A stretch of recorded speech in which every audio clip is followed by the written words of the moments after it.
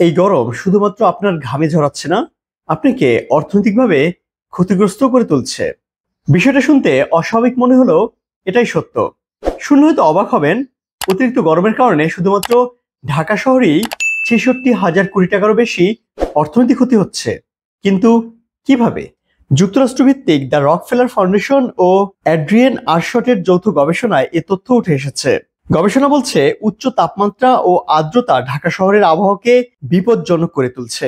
এ কারণে ঢাকার মানুষের উৎপাদন ক্ষমতা কমছে, বাড়ছে অর্থনৈতিক ক্ষতি। একবার নিজেকে দিয়ে ভাবুন, এই গরমে আপনার কতটুকু কাজ করতে ইচ্ছে করছে? খুব বেশি প্রয়োজনীয় কাজ ছাড়া অনেক কাজই আমরা বাদ দিচ্ছি শুধুমাত্র গরমের কারণেই। কথা হলো, এই অতিরিক্ত তাপমাত্রা অর্থনীতিতে কতখানি প্রভাব রাখতে পারে।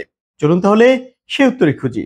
বাংলাদেশের জিডিপিতে কৃষি উৎপাদন, খনিজ খনন, পরিবহন ও নির্মাণের মতো খাতের অবদান ৫০%-এরও বেশি। অধিকাংশ ক্ষেত্রে এসব খাতের শ্রমিকরা উন্মুক্ত পরিবেশে কাজ করছে। কিন্তু যারা এরকম উন্মুক্ত পরিবেশে কাজ করেন, তারা গরমের সময় তুলনামূলক কম ঘন্টা কাজ করতে বাধ্য হন।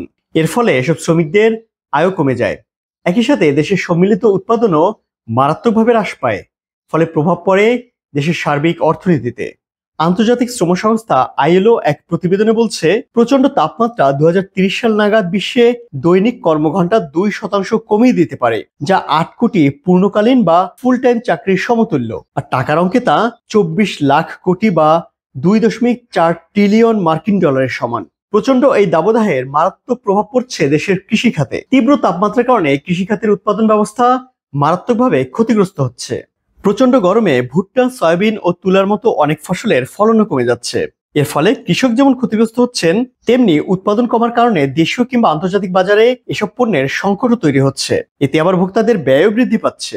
যুক্তরাষ্ট্র ভিত্তিক একটি গবেষণায় দেখা গেছে, যদি বৈশ্বিক তাপমাত্রা ২% বাড়ে, তাহলে যুক্তরাষ্ট্রের উত্তরাঞ্চলের কৃষি উৎপাদন ৬০% কমে যাবে।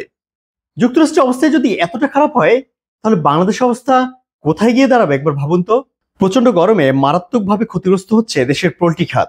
সারা দেশে হিটস্ট্রোক সহ গরমজনিত কারণে প্রতিদিন প্রায় ১০% মুরগি মারা পড়ছে বলে জানিয়েছে বাংলাদেশ পোল্ট্রি ইন্ডাস্ট্রিজ অ্যাসোসিয়েশন। ডিম উৎপাদন কমেছে প্রায় ৫/১ পুষ্ট হওয়ার আগেই গাছ থেকে ঝরে যাচ্ছে গ্রীষ্মের অন্যতম ফল আম। বোরো ধানের উৎপাদনেও বিরূপ প্রভাব পড়ার আশঙ্কা করছেন কৃষি বিজ্ঞানীরা। পণ্য পরিবহনেও প্রচন্ড তাপমাত্রা মারাত্মক প্রভাব ফেলেছে। যেহেতু দেশে পর্যাপ্ত পরিমাণে কোল্ড স্টোরেজ নেই, তাই পরিবহনের সময় প্রচন্ড তাপে অনেক খাদ্যপণ্যই নষ্ট হয়ে যাচ্ছে।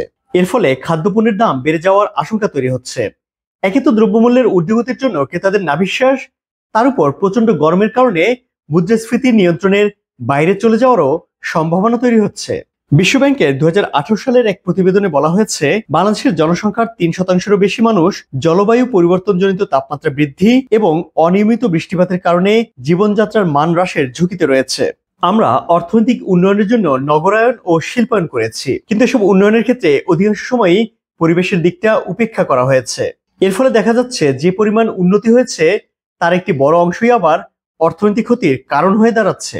অর্থনীতি নিয়ে কাজ করা বৈশ্বিক সংস্থা ওয়ার্ল্ড ইকোনমিক ফোরামের এক প্রতিবেদনে বলা হয়েছে, ২১০০ সালের মধ্যে শীতাতপ নিয়ন্ত্রণ যন্ত্রের ব্যবহারের কারণে বিশ্বব্যাপী বাসাবাড়িতে বিদ্যুৎ খরচ ৮৩% পর্যন্ত বৃদ্ধি পেতে পারে। এখন এই বিদ্যুৎ উৎপাদন যদি জীবাশ্ম জ্বালানি থেকে আসে, তাহলে তা আবার তাপমাত্রা বাড়িয়ে দিতে পারে। তার মানে যেই অর্থ আপনাকে সুখ এনে দিচ্ছে, তা আবার একই সঙ্গে আপনার সুখকে কেড়েও নিচ্ছে।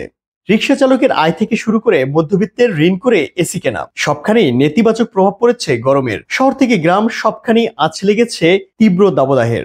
এভাবে চলতে থাকলে জনজীবনের মতো অর্থনীতিও অস্থির হয়ে পড়বে, তাতে কোনো সন্দেহ নেই। আজ এ পর্যন্তই। ভিডিওটি ভালো লাগলে লাইক, কমেন্ট আর সাবস্ক্রাইব করতে একদমই কার্পণ্য করবেন না। ভালো থাকুন সব সময়।